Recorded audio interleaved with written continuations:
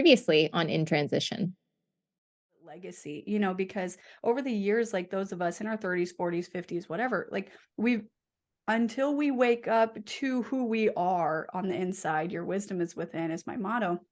You you know when you're in your zone. Like some people call it the zone of genius, right? Or you know when you're in it and you're like, I feel happier, I feel more fulfilled, I feel like I'm fucking like just the queen of the world. Not to use empire language, but you know what I mean. And it's just like I feel like, we can have this boss bitch mentality, like I'm the boss, I'm a like stellar star, I'm, kicking ass, taking names. And I thought about that in the rat race. But really the zone of purpose is when you're like, I'm leading my life on my terms. Yes, there's systems of oppression. Yes, there's barriers that we have to consider for ourselves, for our sisters, for others who don't identify the way we do. But the point is, we have, oh, I'm getting goosebumps. I'm It's getting like riled cue up, but applause like, right here. I know. Yeah, But yeah. it's true because like, and but the thing is you have to schlep off, like we talked about the bullshit of like, you're not good enough, you're not worthy enough, you're not valuable enough, you're too stupid, you're not capable, whatever, whatever. The point is we are. It might look different. That's why I like it as a zone, not just a little itty bitty ass path. Like a deer trail, Lauren, you'll get this if we're hiking. You like a deer trail where you're like, where the fuck is this going? Or you get lost. We feel lost in these systems of oppression because it makes us want to, right? Like we're meant to be individuals. But like when we come in community with ourselves, with each other, and what our soul's purpose and mission is here on this planet, big mission, that's what I call it, big purpose, not little purpose. Yeah. Our life just opens up. And it's hard to put that in tangible, articulate words, right? But it's like you feel it. And we have all this egoic stuff, I get it, of fears and worries and concerns. And let's not push those away because those are real. It's part about this human experience on this really interesting planet. But like the wisdom within us says, you're going to be okay. You're going to be okay. We're going to figure this out. And you're going to have a lot of different trailheads that go in different directions, but you're still on the path that you're meant to be on, right? We are so excited to be back for part 2 of this conversation. If you haven't listened to part 1, we encourage you to go back and take a listen. Now on to the show. But you're still on the path that you're meant to be on, right? So I think, I don't know. I just went off a tangent because this is like my heart. That was a good tangent. Yeah, that was fire. That was just, it's almost like you said, like when you're in your zone, when you're in your zone of purpose, your zone of genius, whatever you want to call it, you're literally born again. Yeah. Like your life starts right there. Yeah. Yeah. It's actually, it's funny you bring that up, Corey, because I said something about this on LinkedIn a long time ago. And an individual is just like, wow, it's like you're helping women rebirth themselves or something. Right. And the biggest thing though, is like our rebirth process, it actually happens every day. Right. I'm going to say that in the small ways, not just the big ways, but those are part of your zone. It's as you build yourself up and you learn more about yourself.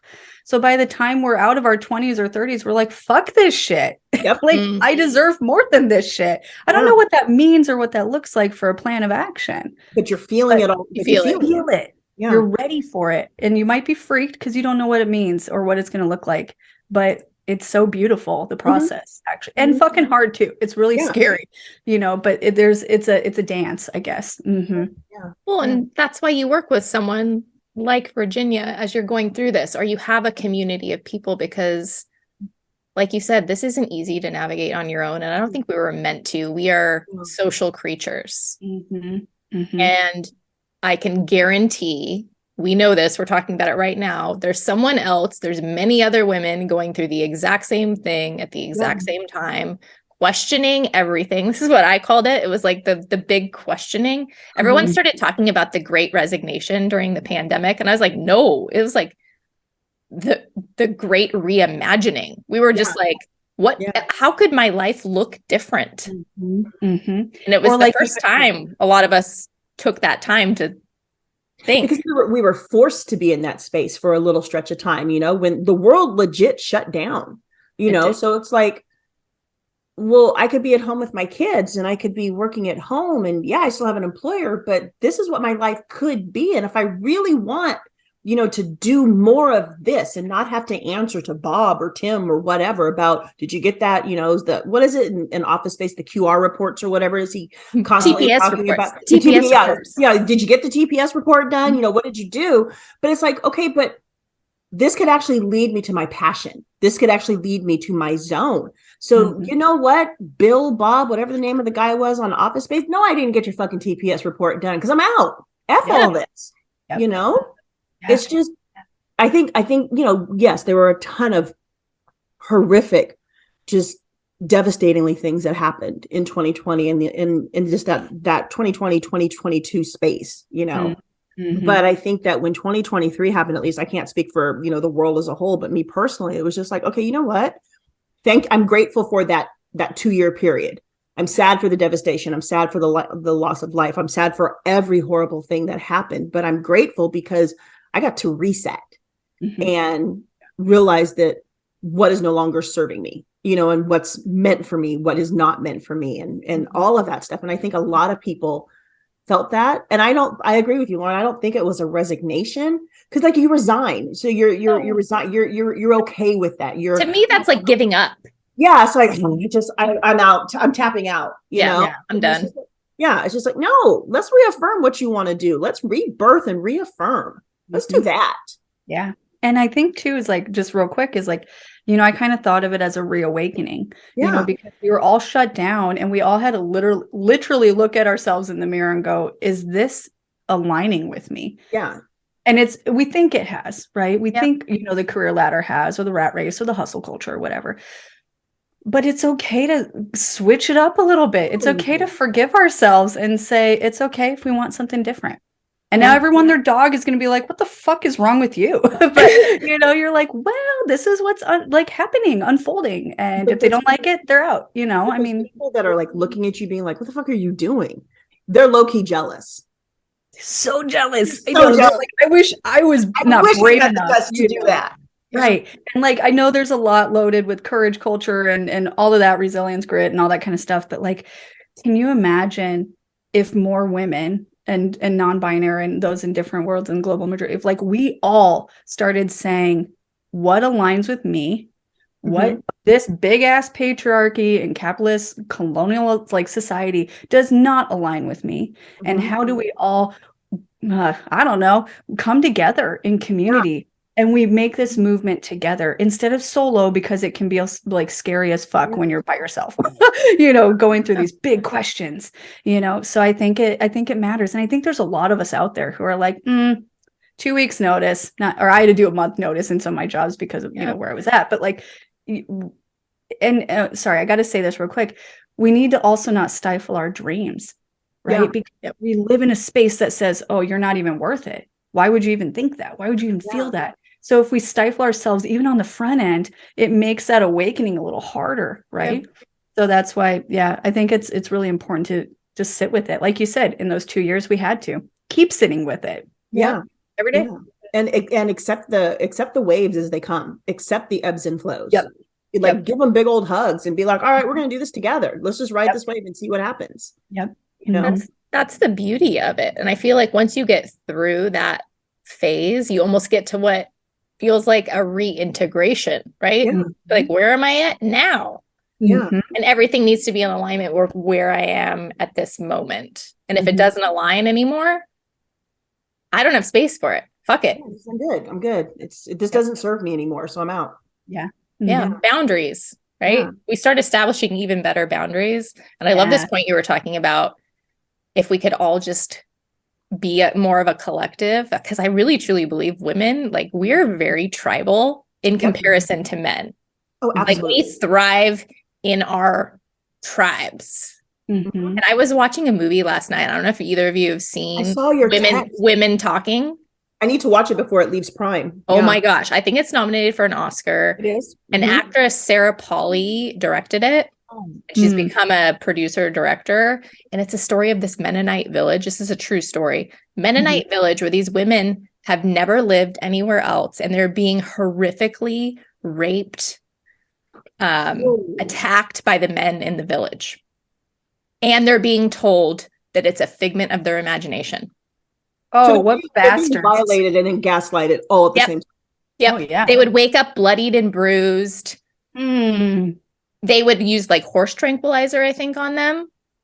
So they could do this to these women and children, like 4-year-old children, Oh, Nope. fuck that. all the girls. Nope. Fuck it all. And the whole movie is about how these women come together to decide, do we stay and kind of just forget about it? Do we stay and fight? Or do we leave? And ultimately they choose to leave. Yeah, I'm gonna need to watch that. Yeah, I mean, it's so powerful. Like that message of when women come together with a shared mission of like, this is not okay anymore. Yeah. We're together. And yeah, even like the whole process of let's hear everyone's perspective because not everyone agrees on the same thing at the same time. Yeah. But they collectively have this shared mission of like, this isn't acceptable. We're not quite sure what to do about it. And I mean, this is happening in so many realms with so many different marginalized groups right now, right? Yeah. How do we band together for the greater good? Yeah. Because we're not the enemies internally. Like we shouldn't have those rifts. We need to, if we band together, can you imagine like the scale would tip? Yeah. Right. If we show up for one another, that's the thing. And we show up for ourselves. Just like I tell the kids I mentor, the women I coach, like, look, what do you want?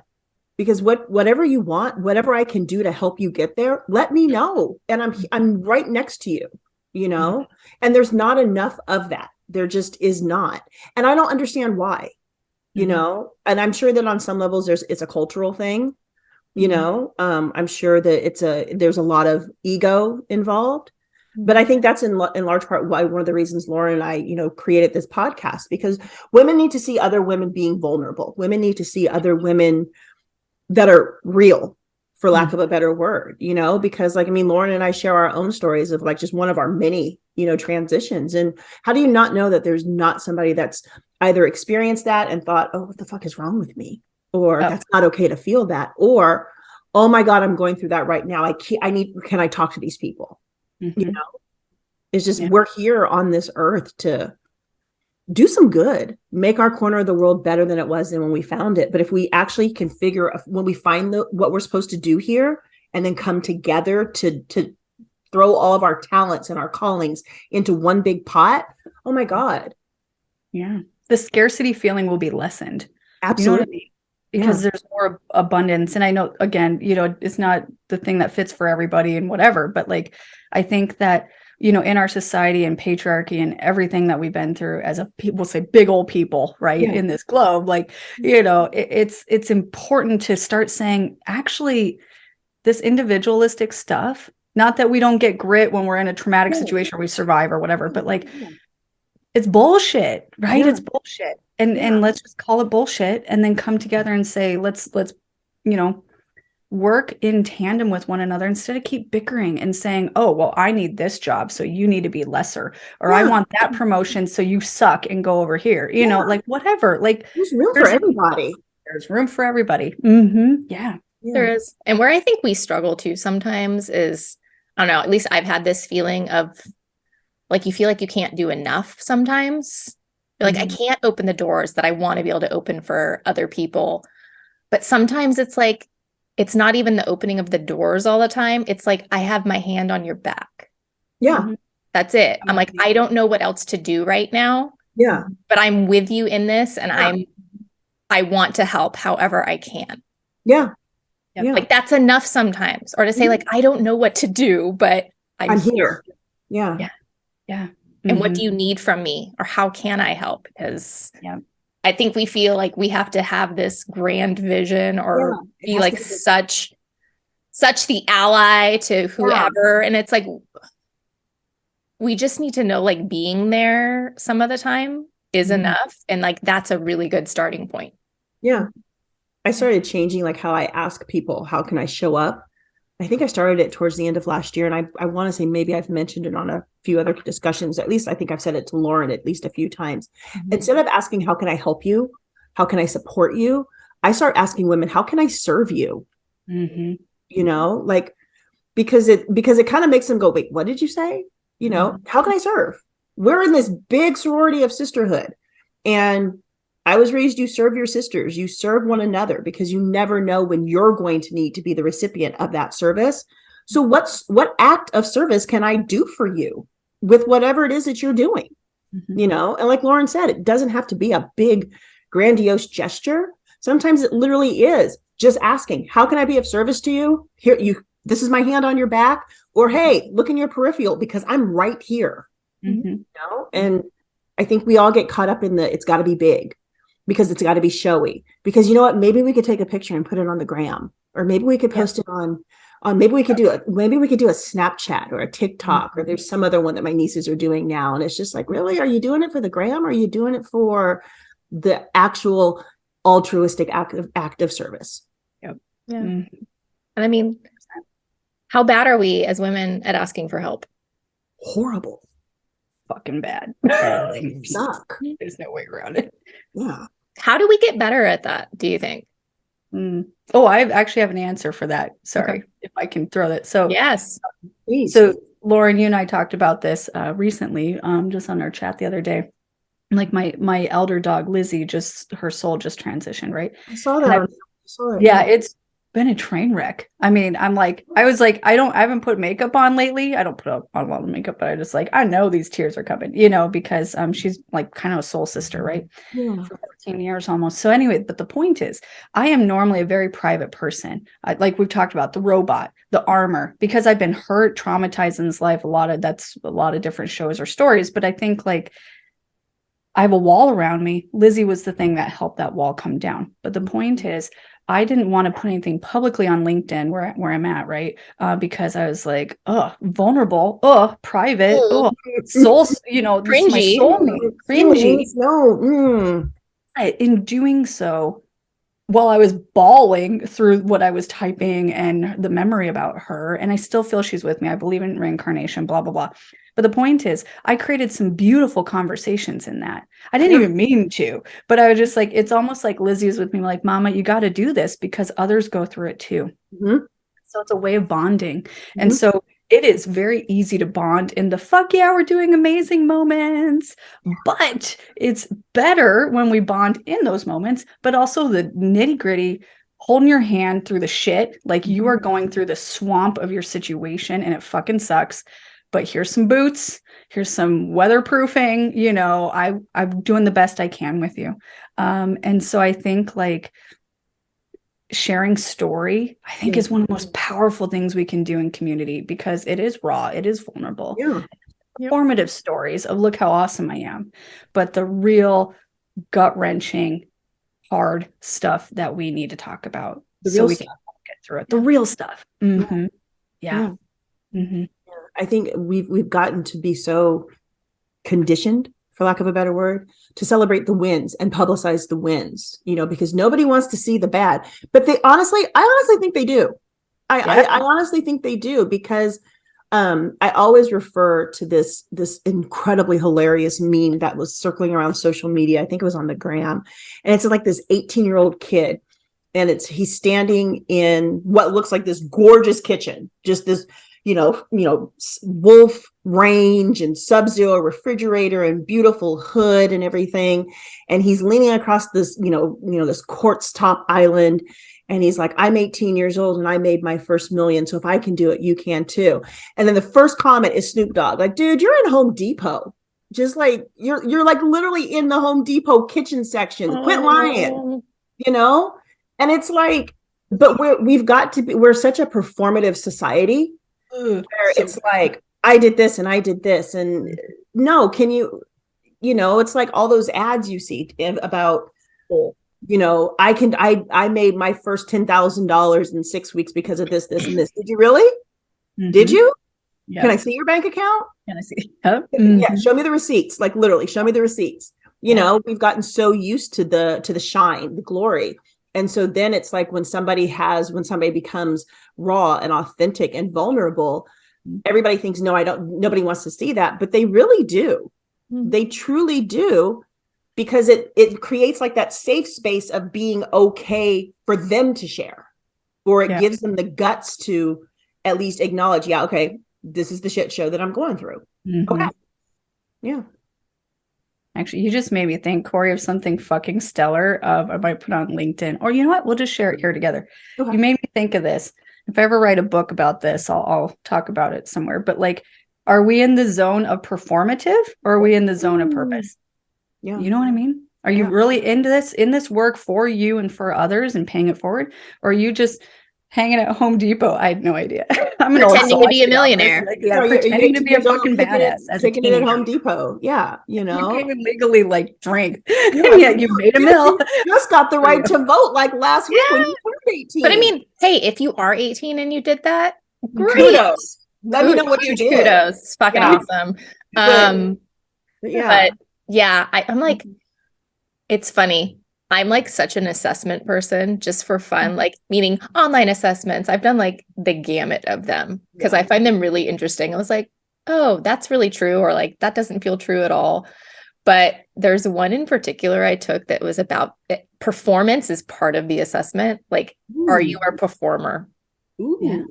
Performance was my last thing. Of all of the things you could be categorized as, performer was like, yeah, my antithesis. They're like, you will not perform. And I always joke, I'm like, I will not dance. Yeah. I do not perform. I cannot. And when I see other people doing it, I'm actually repelled by it. I was like, this is a performance. It's performative and nothing about it feels authentic or genuine. And you literally can smell the bullshit. I'm literally turned off. I can smell the bullshit. Yep. It's huge. But how much of that actually happens? We see it all the time. Yeah. I think it's just in the name of good causes a lot of the time too, right? Oh God, that makes it even worse. I know. I'm just like, I want to throw up right now. Anyone else seeing that this is like a little bit not on the up and up? Yeah. But I think like, go ahead. No, go ahead, Virginia. No. Well, I was just going to say, like, it sounds nostalgic, but I'm like, I remember a time before Yahoo was fun or like a thing, right? Or the internet. And, does anyone remember those days? Oh my God, I'm like so missing that shit right now or forever. You got mail. Oh my God. Oh my God, the whole dial-up.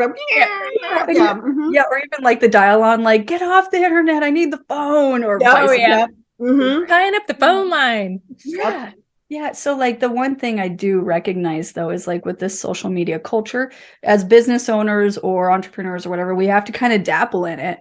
But I think as long as we stay true to who we are and we call out the bullshit, or we sense it and just say, that's not my scene, not happening, then the people who need and want to work with us, they're going to sense that because they don't want the bullshit either, right? Whether they can articulate that or they recognize it in so many words. We're going to come together, and then the bullshit shitters, they're going to have their own community, performative community. But for those of us who care about being true to ourselves and with each other, it matters. So like anyone listening, I wanted to add that because we are here. It's not, everyone's not just like faking it, Yeah. And I truly believe, and I will always say, your vibe attracts your tribe. Absolutely. Like you see, those people that are highly performative tend to be in circles with other highly performative people because that's just what they attract. Yeah. It's like, I'll scroll. I'm sorry, Lauren. I'm sorry. No, go. I remember I can like just scroll mindlessly. Obviously, you see it way more on Instagram than you do, LinkedIn. And I'm sure it exists on LinkedIn, but it's like, that's, you have a little bit more control over that because, you purposefully connect with the people you want to connect with. But definitely on, the more 20 something, teen something, places like the Gram and TikTok and stuff like that. And I'll scroll through and I'll see people. I'm a coach. I'm this. I'm a mindset coach. I'm this type of coach. Okay, well, if you're a mindset coach, why are you in a string bikini? Talking about what you ate for dinner. What the literal fuck are you doing?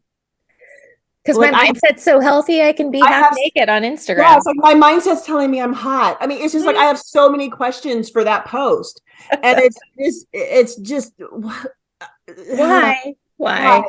I know. Wait, should we all show up in string bikinis next time? I mean, so does that mean when I get clients, I'm supposed to should I kick it up a notch and just wear some pasties and a thong? I mean, I have so many questions about that post. Oh, I know. You're like, Yeah. why? Baked in Why? makeup and Yeah, like perfectly made up, hair just like, hair like just teased and styled to the gods, as my little brother would say. And it's just like, what are you selling? Your ass or your coaching? I'm sorry. No, it's real. Well, and I think no, it's like, what are you doing? Right. You Well, and know? I think I struggle with I gotta say this, and it's not always popular, but I struggle with the quote mindset work sometimes, because I do believe in holistic work. That's where I come from, right? Yep, But like, are we performative? Are we like just, or like even, like the business owners who are just like, change your life overnight, and like, we have to be very real about all these influences and variables in our life, and like I'm going to sound like an old lady, but like for the youngins, at a Home Depot on a beach in a string bikini, who'd be like, just change your world with my one $8,000 program. It's like $19.97 a month offer. Really? Right. Yeah. No. Yeah. Yeah. It's huge. It makes a difference. I mean, those type of deals and those type of offers I see, it's like you would do way better trying to sell me a beach house in Vegas. Right. I mean, if you want to sell your body to try to coach people, own it. Say that's what you're doing. Yeah. Yeah, I'll have more respect for you that way. But the stuff that I see, and I'll admit, I'll be the first person to admit, I am not as comfortable in the LinkedIn space as I am in the Instagram space, just simply because I've always kind of been on the gram. But as I continue to get more into my blueprint, get more into my zone, it's like, do I really want would I rather promote my coaching services and what I do with like-minded people that I have had the luxury and privilege to choose to connect with? Or do I want to show my services and all this, that, and the other with an algorithm that has helped by literally stalking what I do in that space, and it's just, it's all the time. It's always going to be quality over quantity all the time. Yep. 100%. Yeah. I don't know if you'll find string bikinis on LinkedIn. I guess. And maybe that's nothing but the Lord working, telling me that's not that, that you're not for you, Corey. It's not your thing. It's not your thing. Nope. It's not for you. Because if you're gonna show up, are you gonna show up to a coaching call in a string bikini? Because I'll probably end the call. You know what? Who are you gonna attract with that type of coaching? Pedophiles. Yep. I mean, it's frightening. It's frightening. Like, what is it? What was that Dateline special? To Catch a Predator. That's what you're attracting. Remember? God, I missed that show. God, I missed that series. To Catch a Predator. That was the best. Like, that's the thing, is like, maybe on LinkedIn, those of us who are performative, or, maybe just selling bullshit, like maybe we do it in suits now, right? Instead of string bikinis. But, I think like there's still room to say, I'm sorry, what? On LinkedIn, even though it can be white man swampy, just throwing that out there. I don't like that aspect, but I think that that's why I kind of like LinkedIn, because frankly, I don't want to see the dramatic bullshit from Facebook or Instagram. And, and LinkedIn's got a lot of work to do. Okay. They really do. But, I think like I'd probably rather work with women in power suits saying, oh, I have to do the rat race or hustle. Like, do you? Do you? But do you though? Yeah. Do you? Or whatever, so yeah. But now I'm gonna have like this string bikini thing. I'm sorry, my bad. But thanks a lot, Corey. I mean, if you ever need to pivot your business, Virginia, and get some fresh stuff, there you go. Hop on over to the gram. Yeah, hit those Gen Zers. Yeah, I could probably give birth to the Gen Zers, right? Or like what's their age? My child. Yeah, exactly. So this is a perfect segue, because this is kind of where I wanted to go before we wrap things up, is all of us are really passionate about the younger generations. We see what's happening with the younger generations, and this is no judgment to them, right? They have grown up in a completely different time. Totally. 100%. They don't know a world before cell phones, the internet, social media, all of it. All of this shit that's just turning us into like either zombies or just completely egotistical narcissists. I'm gonna go with the latter. Okay. Yeah. Or all of the above. All of the above. Check. So Corey and I talk a lot about this, and Corey actually does so much work in this space already, which I'm super envious of. I'm like, that's my heart calls to do that kind of work too, and meet with the youth, because they truly are the future. Yeah. And we want to get to them before they get to our age where we're like, what the fuck have I been doing with the last 40 years of my life? With you? Yes. Jesus be right? offense. What's wrong with you? Yeah. Mm-hmm. Like we don't want them to go as deep into their life as most of us have before we realized this shit isn't working. Yeah. Mm-hmm. So talk to us about your approach, because you said you work with millennials. Mm-hmm. And I know our generation, we're a little bit older. I'm like on the cusp. I call myself an elder millennial because I'm like, I know, I am too. I'm like, no, I'm not really a millennial. I said elder millennial. Or better than geriatric. Like geriatric millennial. I'm a hover around millennial.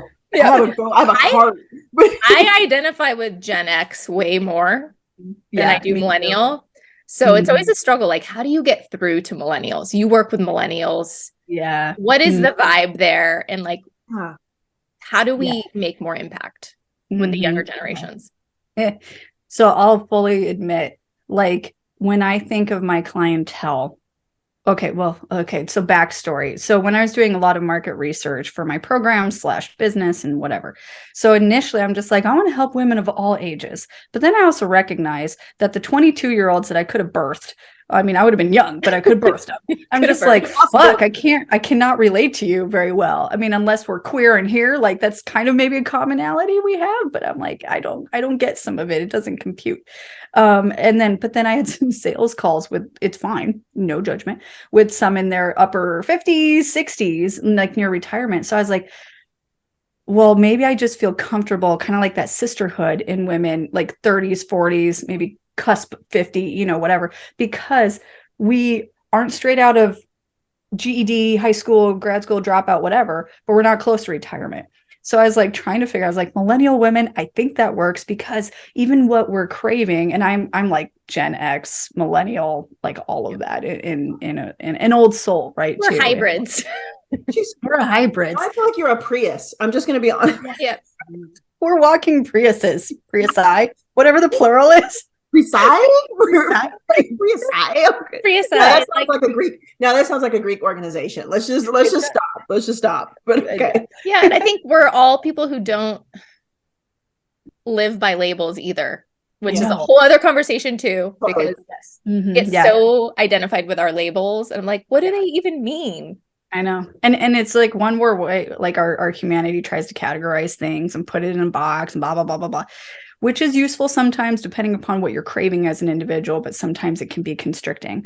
But I think like one thing I can really relate with what millennial women generally are going through, right, is like, I do not have children. I have fur children, so to speak. I got my dogs, but like, we've gone through career mode in this ladder, and we're like, oh yeah, because we were all told to just shut up and show up, right? Mm-hmm. And maybe more so Gen X and baby boomer, like I acknowledge that, like generationally too, but and historically, but like, we grew up in this hybrid of like pre-social media internet, but we're okay at technology. We're on this cusp and we're trying to figure out who we are. And in some cases, I've got great friends who like their children are getting older in some cases, and they've been a parent for so long, or they've been a housekeeper or whatever, and no judgment, but they're sitting here after so many years going, fuck, what do I really want?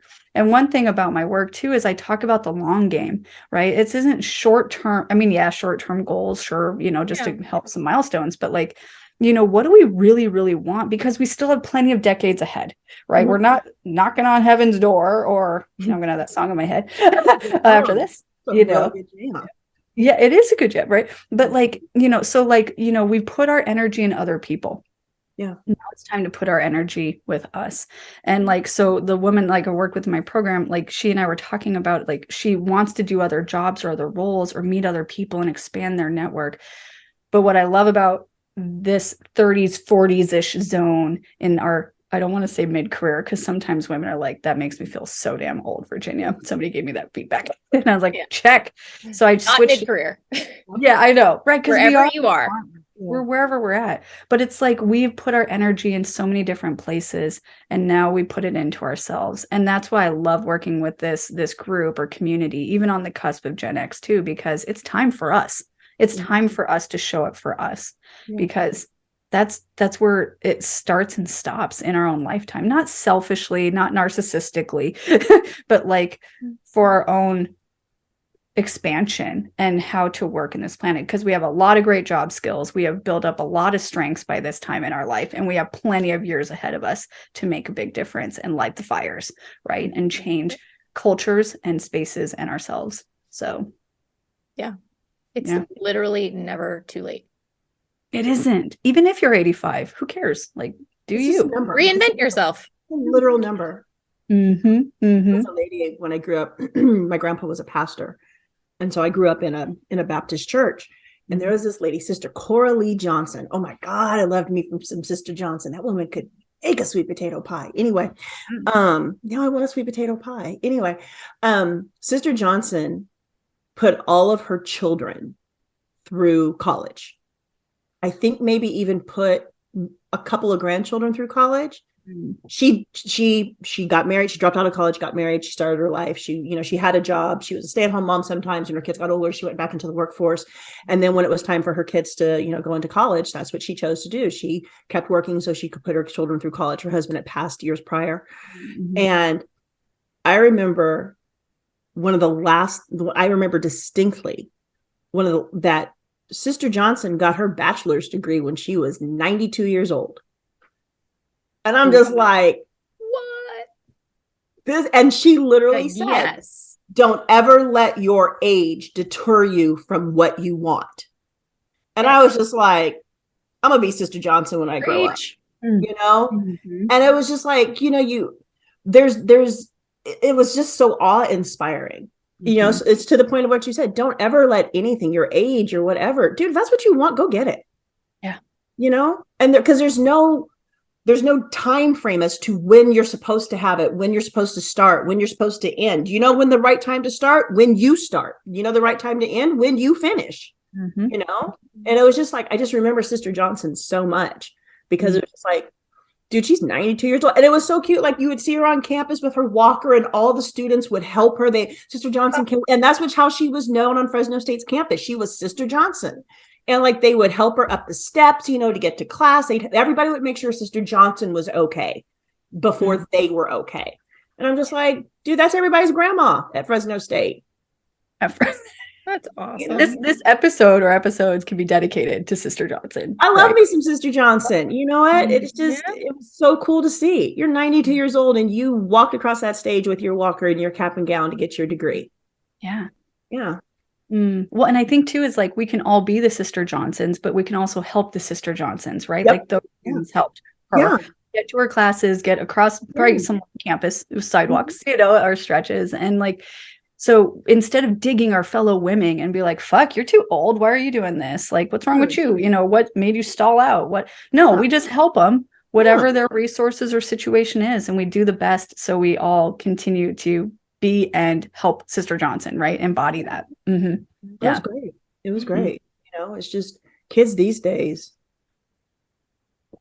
Ooh. I know. That's a whole other conversation. I was like, we could have gone on so many different tangents on this episode. But of course, Virginia, we want to have you back to have more of these conversations, because I feel like we could have gone so many different ways. Is there anything you want to leave listeners with as far as how they can start to even dip their toe into finding their zone of purpose? I mean, obviously work with Virginia if you want to find your zone of purpose, but how can they start taking those steps? It's harder than it sounds sometimes, but I would say don't let your past define you. Because I could have not started this business. I could have not left the Midwest for Washington State, a place I only vacation to, right? And I just love orcas, and marines, like sea life. I'm like, oh yay, ocean. But no, I think like the biggest hump, and that's why I start within the program, is the past. The biggest hump is like feeling just tethered in your past, and you can't look beyond it. But guess what? You wake up every fucking day. We're blessed, I'm privileged to wake up every day and say, it's a new day, literally here right now in this moment. So what can I do for myself today? How can I fulfill myself in this moment? And if I'm not feeling it with XYZ things, okay, what's gonna do that? Right. And I don't mean like this, like, I'm not trying to diss it, but like be brave culture, but like your wisdom's already there. I could go off for another hour about that and how it is and what it looks like to individuals, but like your wisdom's there. She's already got the candle lit. You just got to keep that shit lit and don't stifle it by saying, oh, my past is too much. Okay, it's huge. It's fucking huge, especially when you've been alive for 30, 40, 50 years. You know, there's a lot to it, but it's just like in every moment, and it's a practice. It is a dedication, it is a commitment. You say, I'm going to listen to my wisdom within. I'm not going to listen to all these clowns. Okay. Sometimes you get good info handy, like this, you know, this podcast, right? But like, what is internally with me in me that I haven't visited yet because I've been too scared? It's outside the norm, outside the box. Visit it. Start to walk with her. I'm gendering it in this discussion, but walk with her or walk with them, because they've always been there through the ups and downs, through the lost on the trail system. Like it's a thing. So anyway, that's like the takeaway. And it's a baby step, but it's also a big fucking step. And it's a beautiful step. It's like, yeah, you heard it here. Don't let your past define you. You can always start taking small steps. And when you said the clowns out there, I was like, sometimes those clowns are in your head. Truly. You gotta shut up. Say, shut the fuck up, clown in your head, because that's been limiting me for so many years in my life. Yep. Yeah. And I think a mentor, and I talked about that once, is like, sometimes you have the headspace and the heart space to say, okay, fine, ego, what's your deal? You get 5 minutes right now. Get it all that bullshit. I'm listening. I'm here for it. But then we're going to end this conversation. Or if you're not in a headspace or heart space for that, you say, okay, shut up, clown, for I'll hang out with you tomorrow with some journaling, burning, whatever, you know, coconut busting, whatever, you know, and we'll revisit this, but not right now, because I got shit. Not today. Yeah. So, so we always like to end these episodes with the same question.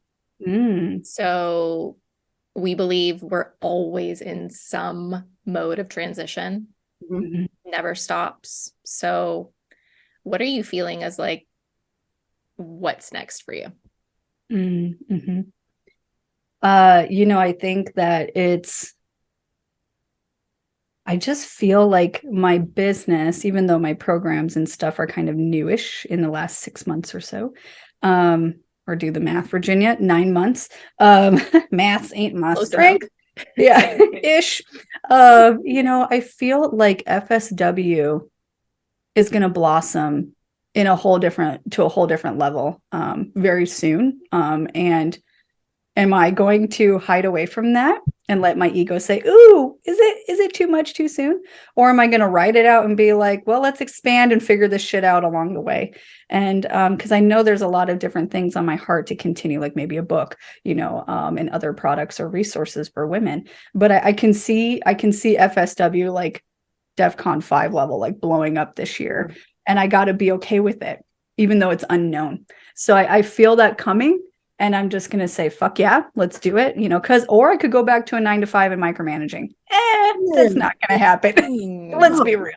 Ooh, because then I can have conversations like these, because I'm in a micromanaging toxic culture, right? So yeah, I think things are going to blow up. I don't know how or why or to what extent, but I think they're gonna start expanding. So it's time to go with it. And for those of you listening, when she says FSW, Feminine Sage Wisdom. Correctamundo. Yep. Tell people where they can find you. Yeah, so I am primarily on LinkedIn, not the gram. Not the gram. And all of that. You will not be wearing a string bikini, just to let you all know. Just saying. Yeah.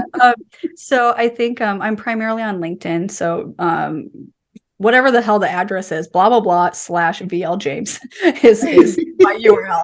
You know how it is. It's like LinkedIn and it's something. Yeah. So search for Virginia James on LinkedIn. You'll find her. We'll drop it in the show notes too. Good point. Yeah. I am on YouTube. Again, part of this expansion is like a little bit of YouTube. I have my own podcast, the Zone of Purpose podcast, which I should have you. Oh, I should have you on my podcast. That'd be so we love to do collabs. That'd be great. And then I don't know. I feel like there's something I'm missing. This is why I need a social media person. You know what to help this old soul with this sort of work. Because some of us don't like doing that work. I fucking hate it. Oh, it feels fake. I know it's not. Not in our zone of purpose. Not in our zone. We don't do it. Yes. We don't do It's it. not in our zone. I love that. Yeah. But yeah, so look me up, find me wherever you want. I'm always here. And Perfect. yeah, I'm here to pay it forward and to do this work with y'all. Well, we appreciate you so much for being here. You will definitely be back, hopefully, if you're willing to come back. Oh yeah. This was such a great conversation. Thanks again, Virginia. I'm a legit fan. Like, I need a Virginia James hoodie. I do. Oh, yeah. That's right. Merch is coming, right? Merch is coming, guys. Put it on my list. We'll put it on, when you're busy. Maybe part of the leveling up this year. We don't know. Yeah, that'd be awesome. We need our Fox mugs though. Remember, we're going to be working on those or something. You're a Fox. That is absolutely happening. Yep. Sweet. Yeah. Thank you for having me on. I really, really appreciate you both deeply. We appreciate you. Thanks for joining us. Thank you. Thank you so much for tuning in this week. We appreciate our listeners more than you could ever know. If you liked any part of what you heard, please, please, please do us a favor and follow the podcast so you never miss an episode. And if you're willing to go a step further, we would love for you to leave us a review and send this episode to a friend that you feel would be served by it in any way.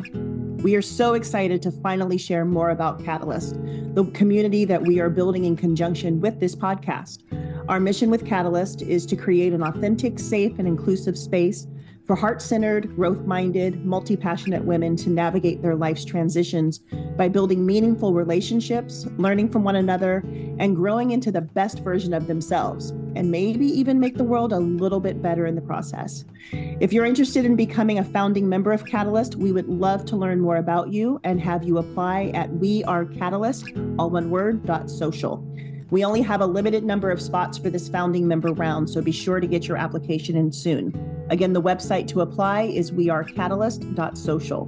We look forward to the possibility of getting to know you on a deeper level and supporting you in navigating your life's transitions. We cannot wait to have you join us for the next episode. Until then, we encourage you to lean into your community and embrace the growth that inevitably happens when you're in transition. See you guys next week.